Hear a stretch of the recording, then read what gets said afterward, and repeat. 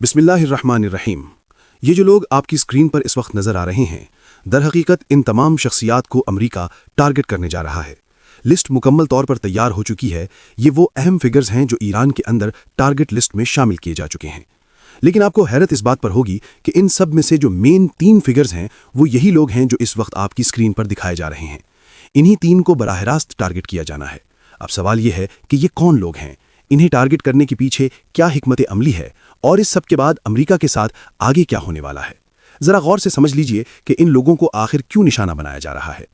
सबसे पहले आप ये बात जहन में रखें कि इन सब में जो मेन लीडरशिप है वो आयतुल्लाह अली खामेनी हैं। ये वो शख्सियत हैं जिन्हें ये तमाम लोग जानते हैं, मानते हैं और फॉलो करते हैं। 85 साला बुजुर्ग हैं और ईरान की एयरफोर्स समेत तमाम स्ट्रेटेजिक कंट्रोल इन्हीं के हाथ में है। यानी असल और मरकजी लीडर यही हैं और पहला बड़ा टारगेट भी यही है। इसके बाद जो दूसरी अहम शख्सियत है जो तस्वीर में फ़ोन पकड़े हुए नजर आ रहे हैं, इनका नाम मोहम्मद पाकपूर है। ये वो शख्सियत हैं जिनके हालिया बयान ने अमेरिका और इसराइल दोनों को हिलाकर रख दिया था। उन्होंने साफ अल्फाज में कहा था कि हमारी उंगलियां ट्रिगर पर हैं, मिसाइलों के बटन पर हैं। जैसे ही अमेरिका ने हमला किया, हमारे मिसाइल और हमारी मुकम्मल ताकत अमेरिका और इसराइल के खिलाफ हरकत में आ जाएगी। ये दरअसल पासदाराने इनकलाब के कमांडर हैं। पिछली मर्तबा जब आला मिलिट्री लीडरशिप को निशाना बनाया गया था, उसके बाद अमली तौर पर यही कमांडर इन चीफ बनकर सामने आए थे। जब पिछला हमला हुआ था तो इसी शख्सियत ने फ़ोन उठाया, कुरान पाक की आयत तिलावत की और उसके फ़ौरन बाद हमले का ऑर्डर जारी किया। इसके बाद जो कुछ हुआ वो सब तारीख का हिस्सा बन चुका है और हम सब उसे जानते हैं। ये वो लोग नहीं हैं जो दबाव में आ जाएं। यही वजह है कि ये अमेरिका के मेन टारगेट्स में शामिल हैं। इसके बाद आते हैं इस्माइल क़ानी। आप सबको मालूम है कि इसराइल ने इन पर इल्ज़ाम लगाया था कि ये दरअसल गद्दार थे। इन्होंने मुखबरी की, इन्होंने अंदर की खबरें दी और इन्हीं की वजह से इसराइल को कामयाबी मिली। लेकिन हकीकत यह है कि इसराइल अक्सर डिसइंफॉर्मेशन फैलाता है। स्काई न्यूज़ ने सबसे पहले ये खबर ब्रेक की थी कि क़ानी ने यह सब किया, मगर बाद में ये बात साबित नहीं हो सकी। आप खुद देख लें, आज तक ईरान ने इन्हें न सिर्फ बरकरार रखा बल्कि अहम ओहदों पर फायज रखा हुआ है। अगर वो गद्दार होते तो ये मुमकिन ही नहीं था। तो ये तीनों शख्सियात इस वक्त मेन टारगेट लिस्ट पर हैं। असल हदफ यही 3 लोग हैं। इसके बाद एक लंबी लिस्ट है जिसमें 2nd लेवल, 3rd लेवल की लीडरशिप शामिल है। ये वो लोग हैं जिन्हें या तो निशाना बनाया जा चुका है या निशाना बनाने की कोशिश जारी है। और ये बात याद रखिएगा, ये सारे के सारे आयतुल्लाह अली खामेनी के वफादार हैं। ये सब पूरी तरह लॉयल हैं। इन सब को मारने की इस वक्त बाकायदा कोशिश हो रही है। और ये सिर्फ यहाँ तक महदूद नहीं। अगला प्लान ये है कि ईरान के अंदर बासीज के headquarter, supreme national security council, खास तौर पर सुप्रीम नेशनल काउंसिल का मरकजी हेडक्वार्टर, बासीज का हेडक्वार्टर, पुलिस का हेडक्वार्टर, ईरान की इंटेलिजेंस एजेंसी का हेडक्वार्टर, इन सब को निशाना बनाया जाए। इसके बाद ईरान की ऑयल कंपनीज के हेडक्वार्टर्स आते हैं और प्लान ये बनाया गया है कि जहां जहां ईरान के ऑयल रिजर्व्स हैं उन्हें तलाश करके वहां ऑयल फैसिलिटीज को निशाना बनाया जाए। ये बात जहन में रखें कि ईरान पहले ही वाज़ेह कर चुका है, अगर हमारी ऑयल रिफाइनरीज को निशाना बनाया गया तो पूरे रीजन में किसी का भी ऑयल ना चलेगा, ना बिकेगा और कोई भी ऑयल महफूज नहीं रहेगा। यानी सूरत हाल इंतहाई खतरनाक मोड़ पर खड़ी है। ये तमाम चीज़ें आप सबके सामने हैं और ये हकीकत है कि इन सब को इस वक्त बराह रास्त टारगेट करने की कोशिश जारी है। अब ये तो आप सब जानते हैं कि इन तमाम शख्सियात को टारगेट करने की कोशिश जारी है, लेकिन जो सबसे अहम सूरत हाल है, जो सबसे बड़ी डेवलपमेंट सामने आने वाली है, वो कतर की तरफ से आई है। और ये कोई अचानक बात नहीं थी, ये मुतवक्के था, ये होना ही था। कतर ने अमेरिका को बिल्कुल साफ और 2 टोक अंदाज में कह दिया है कि आप किसी सूरत अल अदीद एयर बेस को ईरान के खिलाफ इस्तेमाल नहीं कर सकते, ना फौजी मकासद के लिए, ना इंटेलिजेंस के लिए, ना किसी अटैक के लिए। कतर ने वाज़े किया है कि ना यहाँ से आपका कोई जहाज़ उड़ेगा, ना कोई बम्बार आएगा, ना कोई ऑयल फ्यूल टैंकर, ना किसी किस्म की लॉजिस्टिक सपोर्ट दी जाएगी। किसी भी सूरत में हम आपको इजाज़त नहीं देंगे कि आप ईरान पर हमारे फौजी अड्डे से हमला करें। इसके साथ साथ कतर ने ईरान से भी बराह रास्त बातचीत की है और ये यकीन दहानी करवाई है कि हम इस बात की गारंटी देते हैं कि हमारी सरजमीन, हमारे फौजी अड्डे ईरान के खिलाफ इस्तेमाल नहीं होंगे। ये गारंटी दी गई है।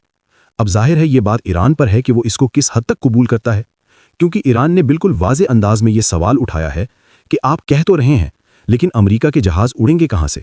ये तो मुमकिन ही नहीं है कि अमेरिका बगैर गल्फ कंट्रीज़ के अटैक कर सके। और आप सब जानते हैं कि माजी में क्या होता रहा है। अक्सर अमेरिका हमला गल्फ कंट्री से ही करता है और बाद में डिसइंफॉर्मेशन फैला दी जाती है कि जहाज़ डियागो गार्सिया से उड़े थे, गुआम से आए थे या किसी और दूर दराज बेस से आए थे, जबकि हकीकत में वो सूरत हाल नामुमकिन होती है। अब जरा इस वक्त की ज़मीनी हकीकत को भी समझ लें। इस वक्त तकरीबन 12 के करीब F-15 fighters, patriot defence systems, 3rd defence systems और अमेरिका के फौजियों की हिफाजत के लिए मुकम्मल सेटअप खड़ा किया गया है। असल में डोनाल्ड ट्रंप को अब एक रिपोर्ट दी गई है। इस रिपोर्ट में ये कहा गया है कि ईरान का रिजीम कमजोर हुआ है, लिहाजा अब मुकम्मल तौर पर अटैक के लिए तैयार हो जाया जाए। उनका ख्याल ये है कि जो एहतजाज हुए हैं, इनकी वजह से ईरान की हुकूमत कमजोर पड़ी है। फाइनेंशियल लॉस हुआ है, इसमें तो कोई शक नहीं। अब ये लोग दावे कर रहे हैं कि कहीं 3000 मारे गए, कहीं 25 मारे गए, लेकिन अगर आप इन्हीं लोगों से जाकर पूछें कि गजा में कितने लोग मारे गए हैं, तो यही लोग कहेंगे 5000, 6000, लाखों लोग मारे गए हैं।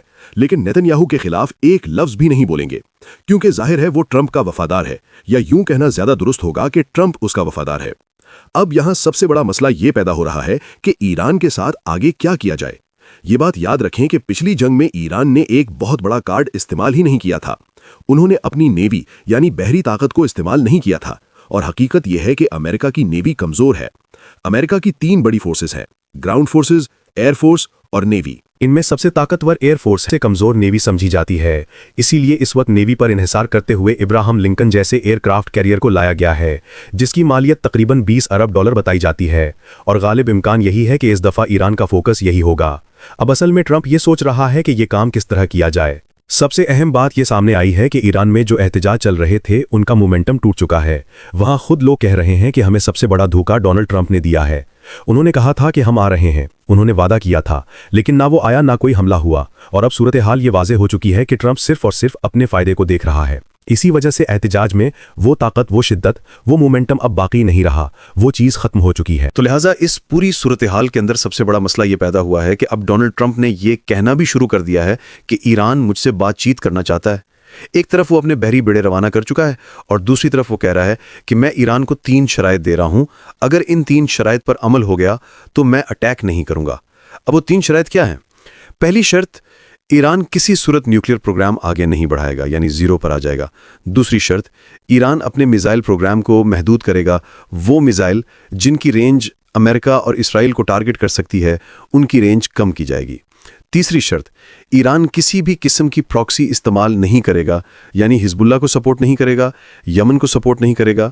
अब दिलचस्प बात यह है कि अमेरिका और इसराइल खुद दाइश को सपोर्ट करें, अलकायदा के जोलानी को आगे ले आएं, दाइश के दहशतगर्दों को इराक में मुंतकिल कर दें ताकि वो ईरान पर हमले करें। ये सब अमेरिका के लिए काबिल कबूल है, लेकिन ईरान अगर कुछ करे तो वो जुर्म बन जाता है। यही असल में वो शराइत हैं। अब सवाल यह है कि ईरान ने जवाब में क्या किया। ईरान ने इन तीनों शराइत को गटर में बहा दिया। ईरान ने वाज़े अल्फाज में कहा कि हम ये तीनों शराइत मुस्तरद करते हैं। उन्होंने कहा अगर अटैक होना है तो होगा, कितना होगा, कैसे होगा, वो बात की बात है। इसीलिए ईरान ने उस वक्त अपने ships, anti ship missiles, drones और दीगर तमाम जंगी असासे डिप्लॉय करना शुरू कर दिए हैं। ये बात आप जहन में रखें कि अमेरिका ये दावा कर रहा है कि 1979 के बाद ईरान इस वक्त सबसे कमज़ोर पोजीशन में है। हाँ, ये बात दुरुस्त है कि ईरान पर दबाव है, कमजोरी रही है, इसमें कोई दो राय नहीं। लेकिन इस दफ़ा जो सूरत हाल बनी है, इसमें ईरान ने खुद ये कहा है कि कम से कम 10 गैर मुल्की इंटेलिजेंस एजेंसियां ईरान के अंदर एहतजाज करवाने में मुलविस थीं। आप खुद अंदाज़ा करें, अगर किसी मुल्क में 10 इंटेलिजेंस एजेंसियां इकट्ठी काम कर रही हों, इतने बड़े मुजाहरे हों, तो वहाँ हालात किस हद तक ख़राब हो सकते हैं। लेकिन ईरान ने क्या किया? ईरान ने आहिस्ता आहिस्ता इस सारी सूरत हाल पर काबू पा लिया है। अब एहतजाज में वो शिद्दत नहीं रही, वो मोमेंटम नहीं रहा, और ईरान की हुकूमत इस वक्त जितनी मजबूत हो सकती है इतनी मजबूत खड़ी है। ये अलग बात है कि इकॉनमी मुतासिर हुई है, इंटरनेट बंद है, ताजिर नाराज हैं, ये सब नुकसानात हुए हैं। लेकिन अगर अब यहां से आगे जंग होती है तो फिर आप खुद समझ सकते हैं कि इसके होंगे। ये बात भी याद रखें कि अमेरिका के पास अब वक्त कम है। यहां तक भी कहा जा रहा है कि अमेरिका ईरान के टैंकरों को ब्लॉक करेगा, नेवल रूट्स बंद करेगा। ये बात जहन में रखें कि अमेरिका कुछ भी कर सकता है। और इस पूरी सूरत हाल में एक बात कभी ना भूलिएगा, क्या अमेरिका दुनिया को डिस्ट्रैक्ट कर सकता है? क्या वो ये तासुर दे सकता है कि सब ठीक है, कुछ नहीं हो रहा, हम बातचीत कर रहे हैं, और इसी दौरान अचानक अटैक कर दे? ईरान ये बात अच्छी तरह जानता है। दुनिया में शायद आप बहुत से मुल्कों पर भरोसा कर लें, लेकिन अमेरिका और इसराइल पर भरोसा नहीं किया जा सकता, और खास तौर पर डोनाल्ड ट्रंप पर तो बिल्कुल भी नहीं। वो आज कह सकता है कि जंग खत्म और 15 मिनट बाद जंग शुरू कर दे। ये शख्स काबिल एतमाद नहीं है, بہرحال قطر کا اسٹینڈ لینا ایک بہت بڑی بات ہے۔ اس وقت سب سے زیادہ پریشانی ان ممالک کو ہے جنہوں نے امریکہ کو اپنے فوجی اڈے دے رکھے تھے، کیونکہ امریکہ یہ چاہتا ہے کہ جنگ ان ممالک تک بھی لازمی پہنچے تاکہ لڑائی مزید پھیلائی جا سکے۔ سبسکرائب کرنا مت بھولیے گا، ویڈیو کو لائک کریں، شیئر کریں اور کمنٹ سیکشن میں اپنی رائے کا اظہار ضرور کریں۔